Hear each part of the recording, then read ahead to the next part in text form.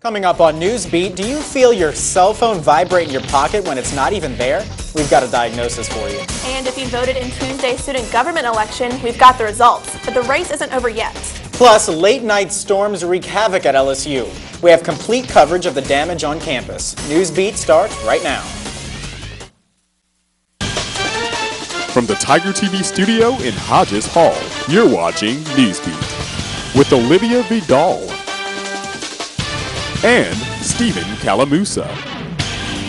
Weather with Alexandra Cranford. Sports with Kristen Schutte. And entertainment with Melissa Clark. Newsbeat, Eye on LSU. Good afternoon and welcome to this Thursday edition of Newsbeat. I'm Stephen Calamusa. And I'm Olivia Vidal. Thanks for joining us. The LSU campus is torn up today after strong rainstorms passed through southeast Louisiana last night. The storm snapped trees, cracked car windows, and twisted up rooftops in its fury. Tiger TV's Liz Shackelford has been out all morning surveying the damage. Liz?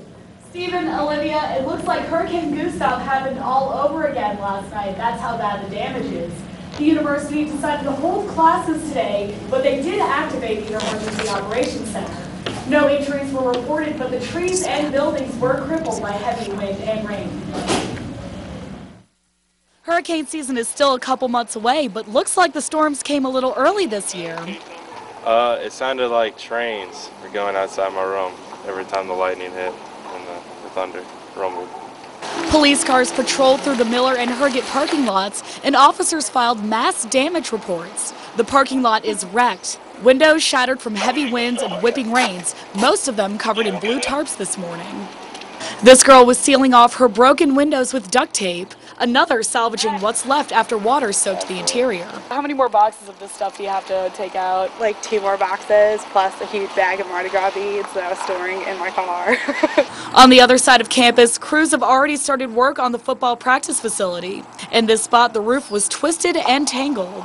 And at the corner of Nicholson and Nicholson Extension, the red light is knocked out of place, making drivers a little more cautious. The scary part is Mother Nature could throw us another punch, maybe even harder than this one tonight. Christine Cologne said crews are still surveying the damage on campus. She cannot yet estimate the damage in terms of a dollar amount. Stephen, back to you. Thanks, Liz. It looks like we're not in the clear just yet. There's more severe weather coming tonight. We're joined now by Tiger TV's Alexandra Cranford. She's here with a first look at our weather. Alex, are we expecting a repeat of last night? We are actually. We saw that damage come through last night, and unfortunately, last night's storm is not the last of severe weather for our area. It was just the first band. It brought those heavy rains and winds with gusts up to 65 miles per hour, which of course was strong enough to cause all that damage to those campus buildings. And that was just the first of it. Another band will move through tonight and yet another one tomorrow. So there is more severe weather possible on the way. Heavy rains, strong winds. Also, a flash flood watch is in effect until Saturday morning. So that's what we've got to gear up for tonight. That was quite the storm last night. Yeah, it was. Thanks, Alex. We'll see you in a bit. Students voted on Tuesday in the student government election, and it looks like they'll be casting their ballots again. The race for student government president and vice president heads into a runoff. Tiger TV's Lance Frank has the election results. This campaign season started off with 5 tickets. Now there are 2. With a crowd full of smiling faces and cheers, the SG presidential race advances to the next round.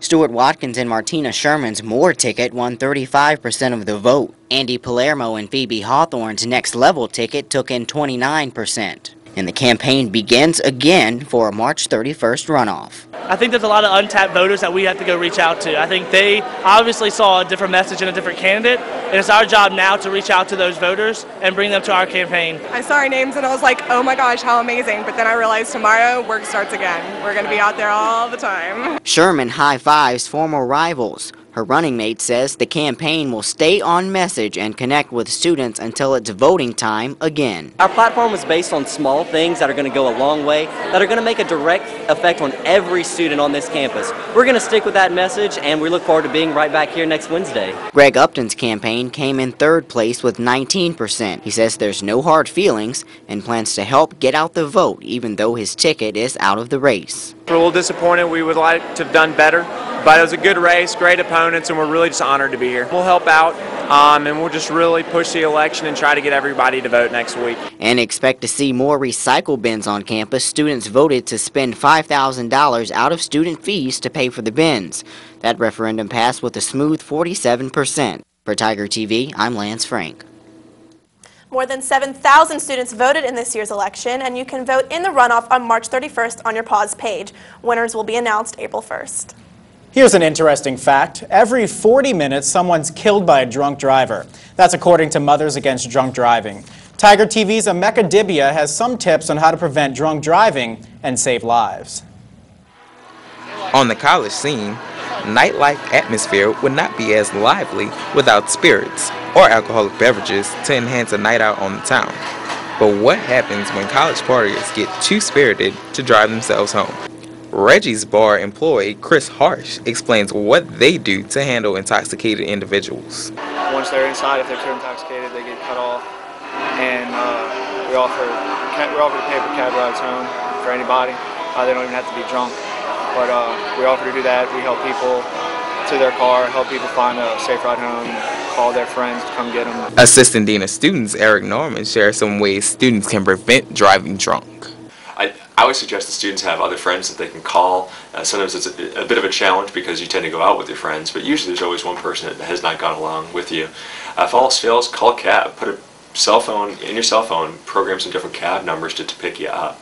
We do have buses that run around for a good chunk of the evening, so you can certainly take advantage of that. Drinking and driving can definitely get you in trouble with the law, but also there are harsh consequences with the university. A DUI is considered an elevated offense. That type of behavior is much more problematic. It is placing themselves and or others in jeopardy and or both at the same time. So in that type of situation, the person is probably going to be placed on probation till they get to graduate. So many people die every year on highways and roads like this from alcoholic-related issues. The next time you plan on drinking on your night out, plan for a safe mode of transportation to get back home. For Tiger TV, I'm Emeka Dibia, on LSU. DUI offenders can land up to 6 months in jail or face a hefty fine of up to $3,000.